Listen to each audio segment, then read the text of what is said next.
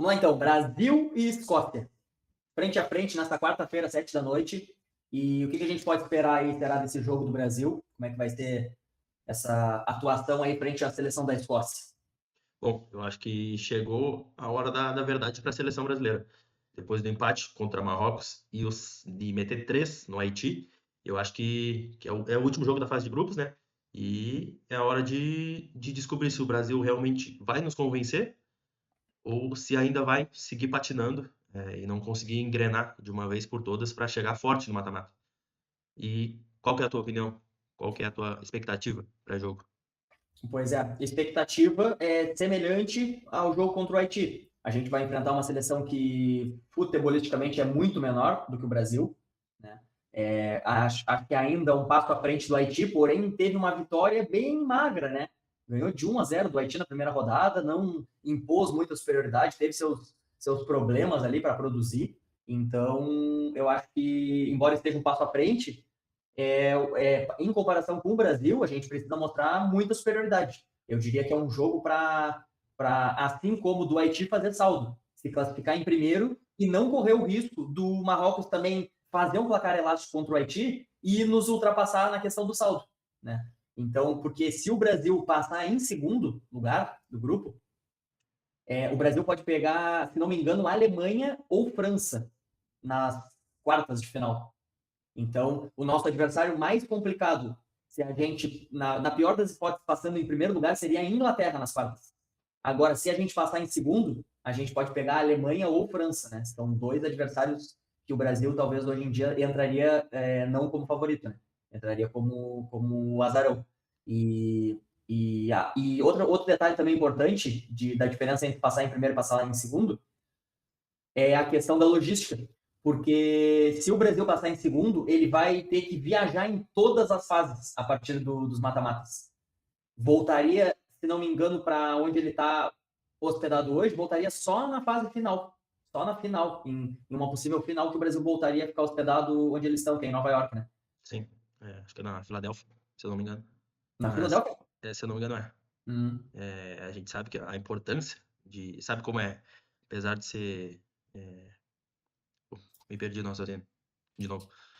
A gente sabe da importância de evitar viagem ao máximo possível, né? Sabe como é desgastante, apesar de ser uma viagem não tão longa, mesmo assim é um desgaste a mais que, se puder ser evitado, toda ajuda é bem-vinda numa Copa do Mundo. Então, quanto menos desgaste, o menor possível, eu acho que é de extrema importância isso.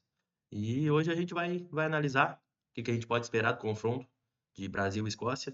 Vamos analisar os pontos fortes da Escócia, se é que tem, e uma provável escalação do Brasil, e o que o Brasil precisa realmente mostrar pra gente nesse jogo contra a Escócia, que realmente nos convença de uma vez por todas que essa é a seleção que vai trazer o Hexa pra gente.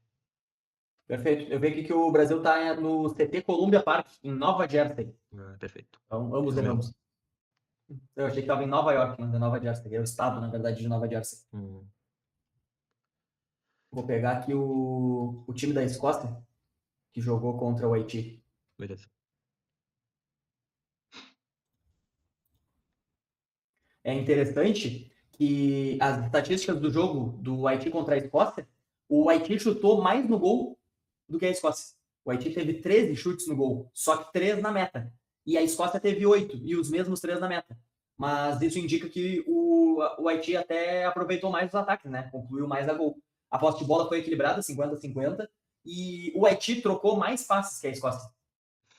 Né? Embora tenha perdido o jogo, o Haiti também teve uma precisão no passe de 89% e a Escócia só 81%.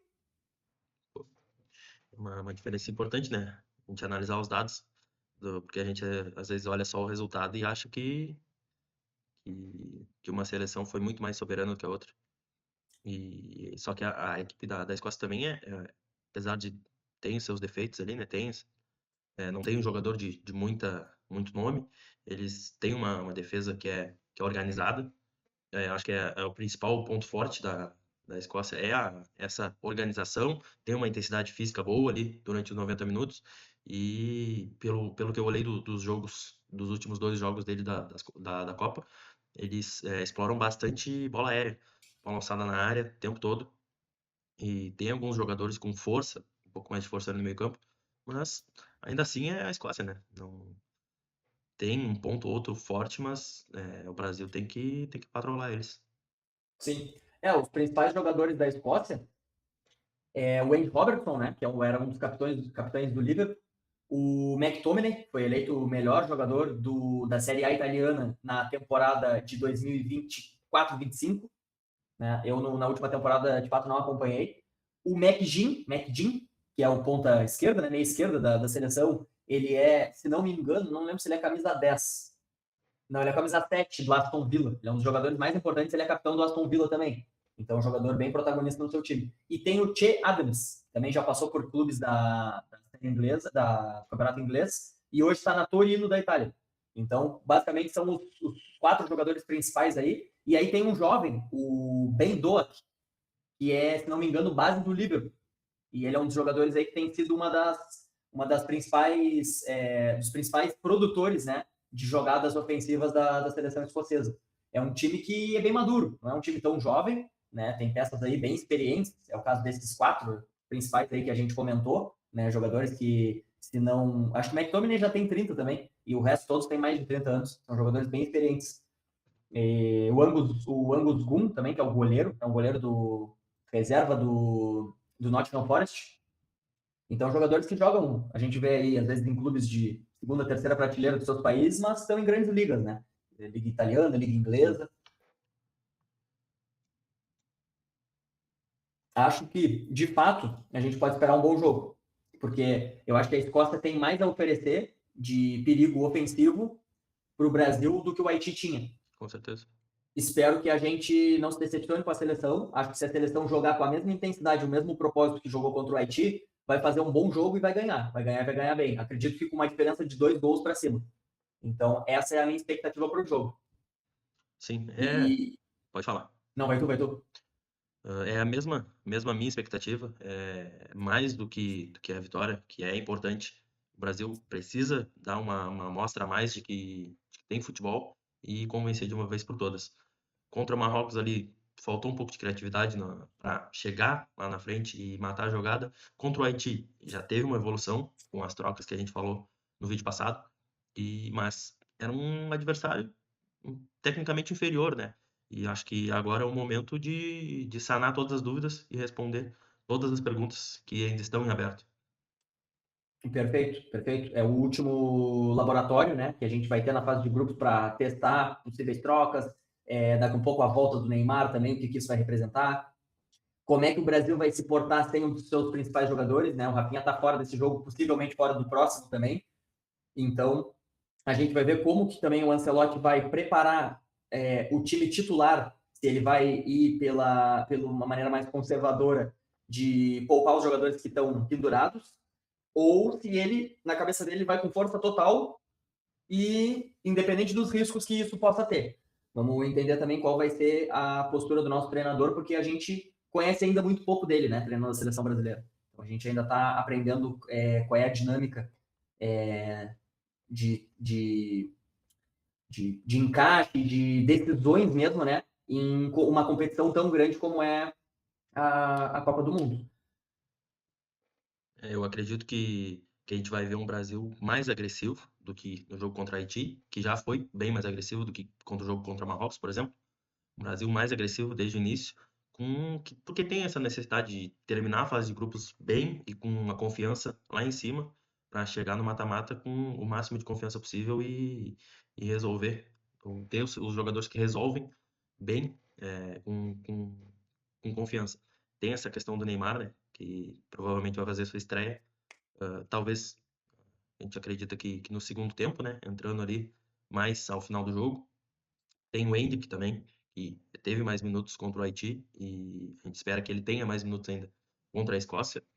Tem algumas trocas que provavelmente vai ser por preservação, como a gente pode ver ali tem o Ederson, o Alexandre também, Léo Pereira. Tem algumas peças que provavelmente vão entrar para...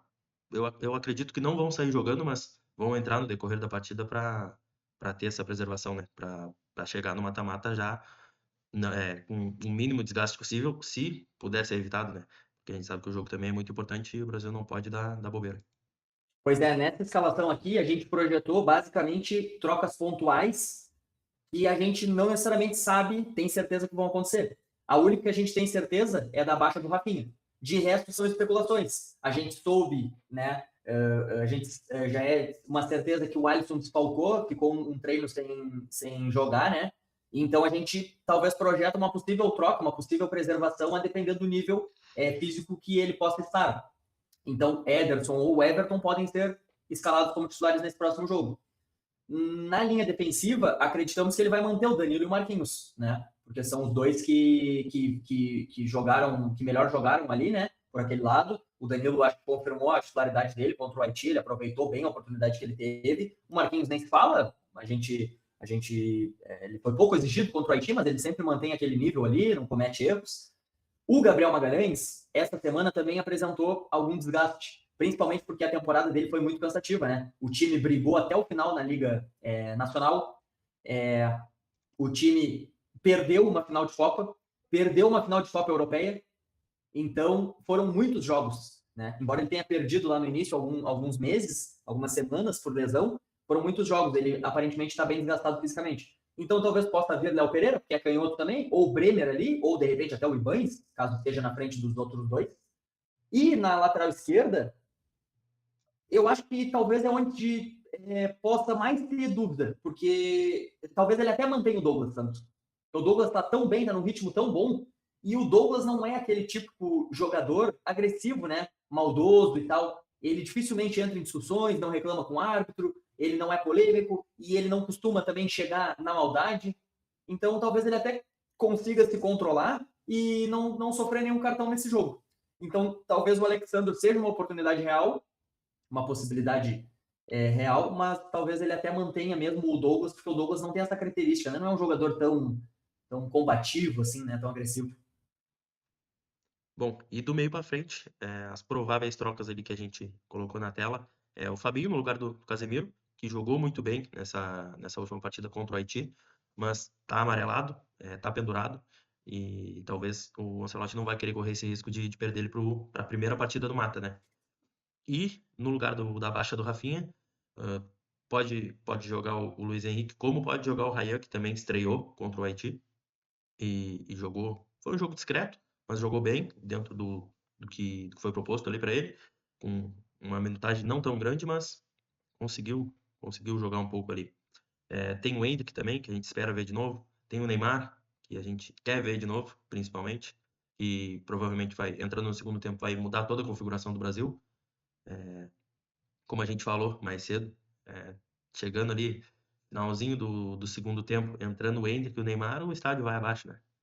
Entrando esses dois aí, mudando toda a configuração do Brasil, né? Como a gente já falou nos vídeos anteriores, tem que ter toda uma mudança tática e de formação para conseguir o Neymar jogar nessa seleção, principalmente porque vai ser a primeira partida dele com o Ancelotti.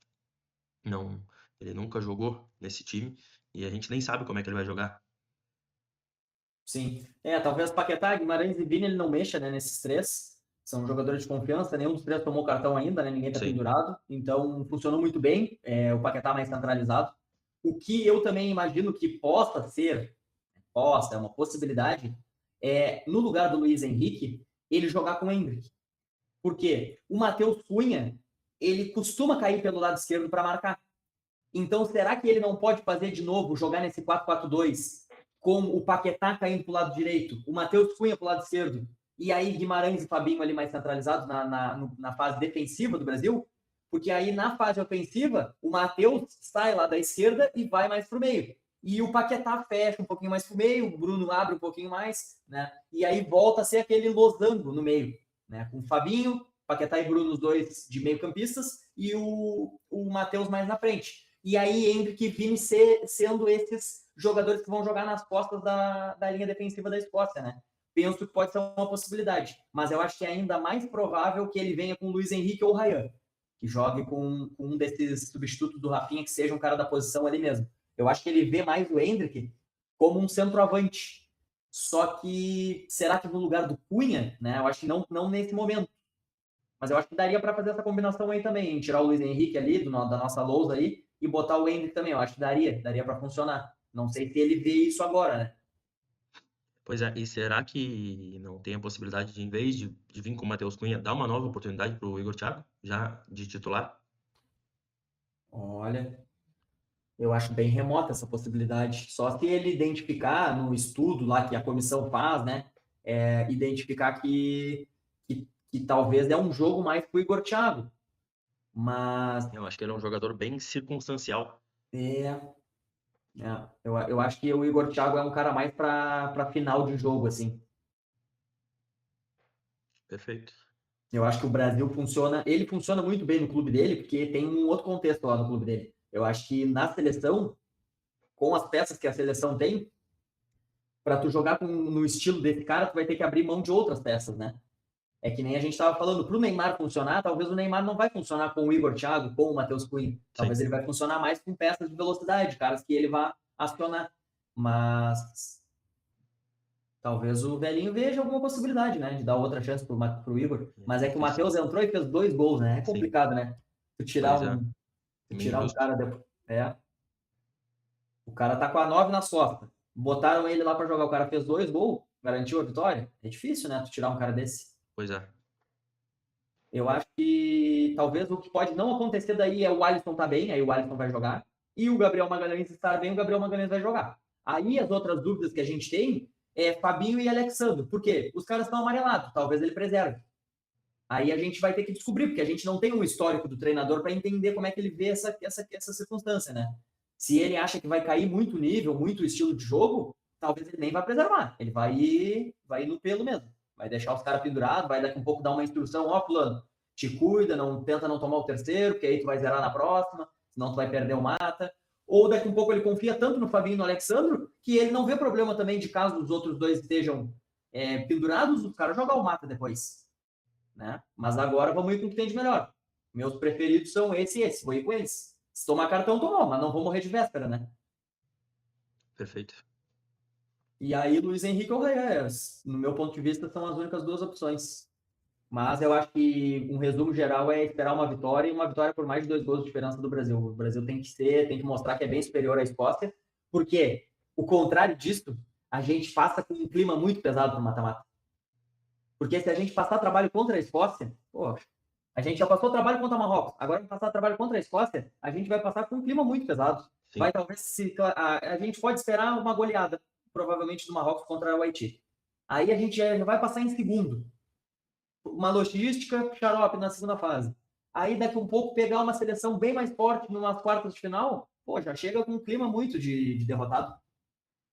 Pois é um jogo crucial. Assim como pode elevar o moral do time inteiro, pode também jogar lá no chão e mesmo se classificando, chegar, a confiança acaba baixando e daí pra pior. E pra ti, qual que é o placar de Brasil e Escócia? Escreve aqui nos comentários, deixa teu like e te inscreve no canal. Valeu! Bolão, palpitômetro da terceira rodada. Jogos do dia 25. Curaçao e Costa do Marfim. 3-0 Costa do Marfim. 3-0. Equador e Alemanha. Pô, baita jogo, hein? Vai ser 2-2. Ó, 2-2. 2 do Ener. Tunísia e Holanda. Pô, 3-1 pra Holanda. Japão e Suécia. Japão, 2-0 Japão. Japão tá bem. Hum. Japão tá bem. Estados Unidos já classificado e Turquia. 1-0 Estados Unidos. 1-0 Estados Unidos. Paraguai e Austrália. Paraguai numa crise. Eu acho que a Austrália vai fazer o crime. 2-1 Austrália. 2-1 Austrália. 2-1 pros canguru. Vamos de Curaçao e Costa do Marfim. Eu vou de 3-0. Equador e Alemanha. Pá, Alemanha 4-1 no Equador. Não, tá louco. Holanda e Tunísia 3-1. Japão e Suécia, eu vou de. Vai ser. Esse jogo aqui vai ser 3-2. Opa! 3-2 Suécia. Estados Unidos, já classificado, vai tirar um pouco o pé, vai ser 2-0. E Paraguai e Austrália vai ser 2-1 Austrália. Fala pra gente aqui nos comentários o teu palpite para essas partidas da terceira rodada da Copa do Mundo.